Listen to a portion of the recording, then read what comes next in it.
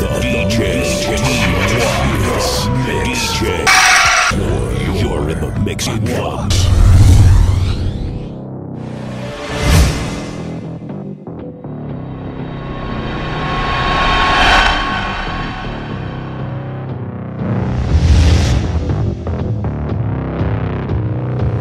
You're in the mix with DJ T-Walk.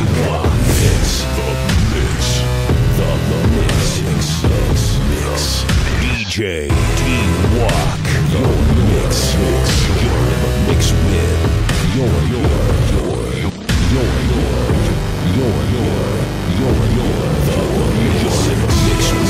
mix with DJ T-Walk.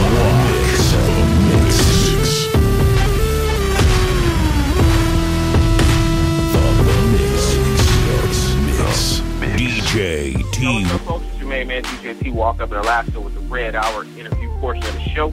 With me, I got none other than Mr. Late Bloom, Chris Cobbins. What you going to introduce yourself there, Chris Cobbins? Hello, world. It's your man, Chris Cobbins, and I'm glad to be on, man. What's good? All right. Going you know, everybody might know who Chris Cobbins is, so let's go and give him a brief.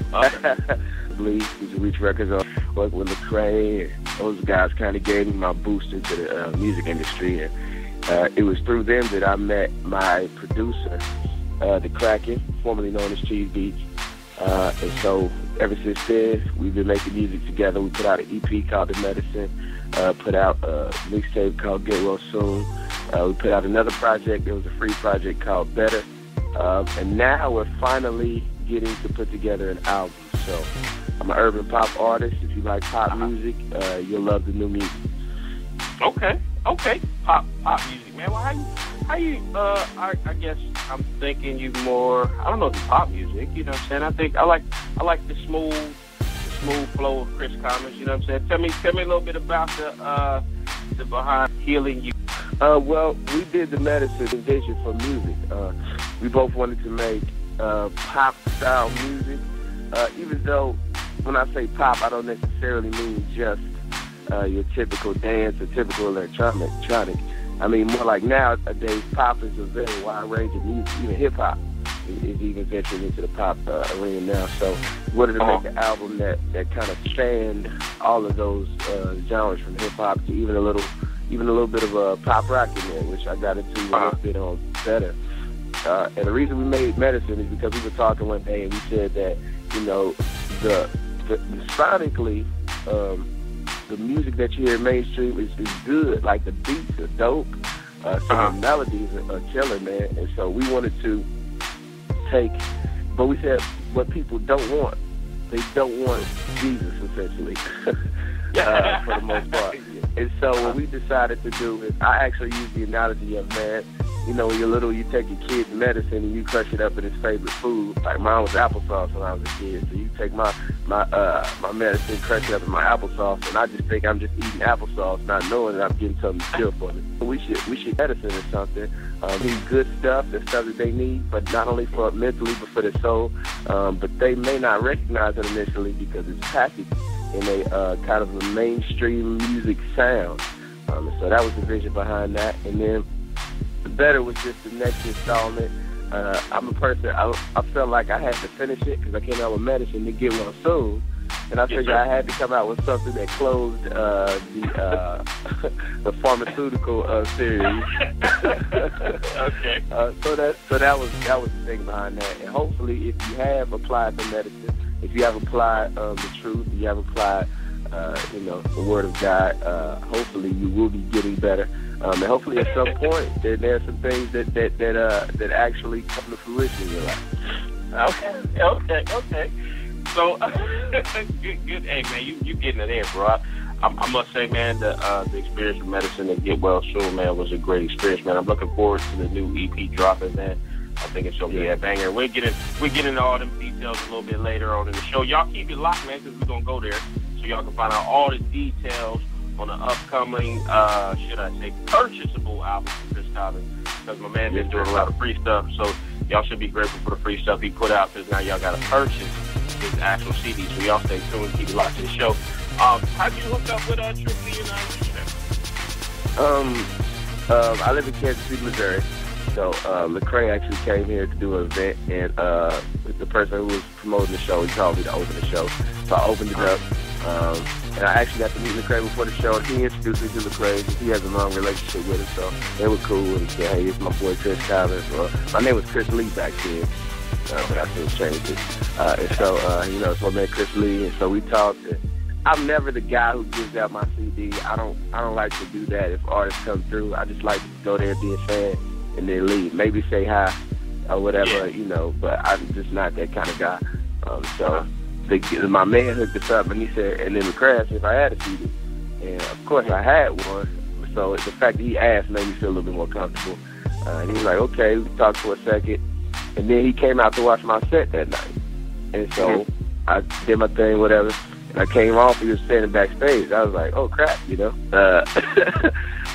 so he was like, oh man, I enjoyed your set, man, good stuff. And then 2 weeks later, he hit me on Twitter and said, hey man, I enjoyed your CD. I'm gonna be emailing you. And about a week or two after that, that's when Triple E emailed me, and then everything else just kind of came after that. All right, the power of Twitter, man. I'm loving you. The power of Twitter can be overwhelming or it can be underwhelming depending on what you do. Yeah, I found that you can never overestimate the effect or underestimate. You just take it for what it is, man. Yes, sir. So let's go back early Chris. Let's go all the way back to Chris Lee. What was you? How'd you just start off, man? As far as young Chris growing up in the ministry, out of the ministry, just talk about your early life, man, and how you got started going on to the introduction of Jesus Christ in your life. Well, I've been going to churches. My dad got saved and stuff when I was probably 2 or 3. So pretty much my whole life, I've been in church. I was raised in church, and so my dad used to be a singer. Like, he had a band, and they traveled. He opened up for people like Levert and Keith Sweat and all that kind of stuff. So they were actually, they were doing it. They almost had a record deal with CBS. But the Lord had something different for his life, man. He's a pastor now, and, that's what his calling is. So he actually doesn't even do anything in music really anymore. It's just not, not where his heart is. So it's weird, but he still listens to my music and gives his critique. So he's still valuable as far as his ear for music. But I would sing in the back of the car. I used to sing back then. I used to listen to Yolanda Adams and John P. Key. Like, those are the main ones. And I'd be in the back. That's back, when you're 6 or 7 years old, you can still sing soprano. So I'm in the back of the car singing my soprano notes to the Yolanda Adams record.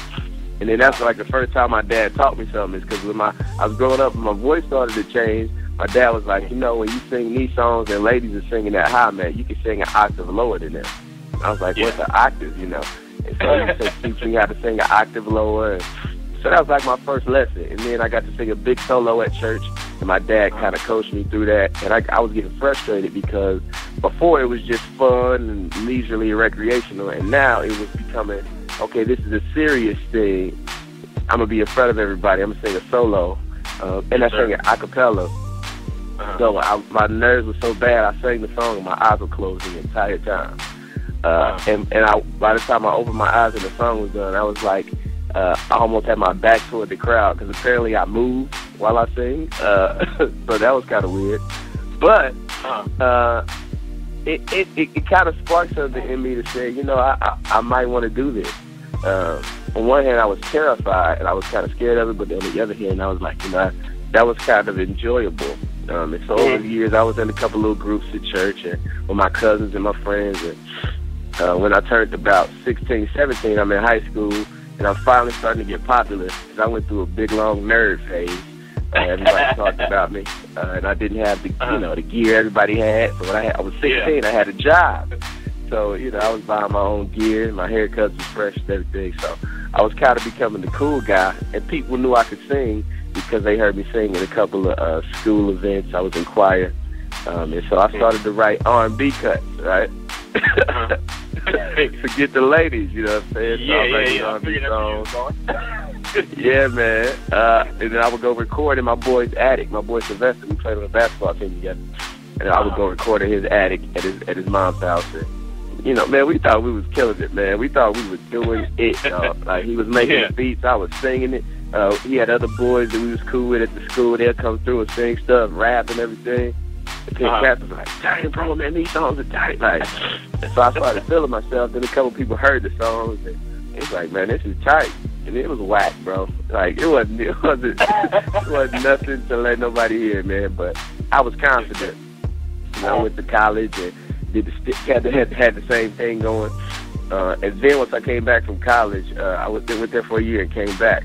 I just knew that I was in a place where the Lord didn't want me to be. I was outside of His will, and I was kind of outside of His cover, and so I felt vulnerable to all of the wiles and the temptations that came. And I kind of picked up a bad habit or two while I was down there. I didn't get any drugs and stuff. I wasn't having sex with anybody. I actually remained a virgin till I was married. But I picked up a couple of other few bad habits, and so I was like, I need to go ahead and get back in the church. I need to get back in my word, get back in, you know, trying to serve God. And so about 19, that's when that happened. And then I started writing Christian music, but I thought I had to write gospel though. Like, I thought I had to be on some, you know, some John P. Key and some Fred Hammond. Yes, sir. And that would have been cool. I love those guys. But that's not what Chris Cobbins does. That's not how the Lord molded me, personality-wise or artistically. So I just said, okay, I want to write R&B style music or R&B pop style music, but I want to talk about Christian stuff. Like, I want to express my heart through the lens of the Word of God. I want to talk about important stuff, etc. And so I was like, well, and at that point, Christian hip hop wasn't huge yet. And so we didn't have an alternative form besides like the contemporary Christian and gospel. It was pretty much just those two. So I was like, well, here goes nothing. So I started writing my songs as if I was an R&B pop artist, and you know, but I'm a Christian, so I'm gonna just talk about Christian stuff. And I kind of kept learning. People looking at me crazy when I sang at their church, and you know, I was like, well, I mean, did you pay attention to the song? Like, the mothers in the churches, like, oh, that's worldly. I was like, Mom, did you listen to the song, or did you just pay attention to the music? So that was a little battle to fight. And then finally, when hip hop started to get bigger, I used to get put on a lot of hip hop shows around here in my city, and so I would be the only singer with like 8 rappers on the thing. And then people would be like, yo, who is this dude? Man, this dude came out of nowhere. And so that's kind of the progression of everything. And obviously over time I honed it and polished it and met new people, and you know, I learned to listen and learn how to let people mold me into a better artist and stuff. So, you know, now I kind of am where I am, and I feel like I don't feel like I've arrived at anything, but I feel like I've polished it over the years. Okay. Oh, that's good, man. That's good. Excellent. So do you?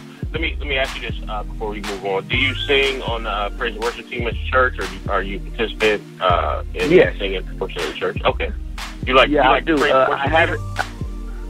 I'm not the leader. I lead sometimes. Like, there are times where our praise and worship leader either he plays an instrument too.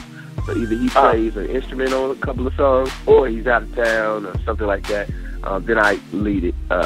Except right now I haven't been there because I haven't had time to rehearse, because I've been preparing for my album release party, and the days we have to rehearse, it just happen to be the days that we rehearse praise and worship and stuff. So I kind of taken a little break, but I'm actually excited about getting back to it because I love doing it, man. And it's the thing I did before any of this happened. So.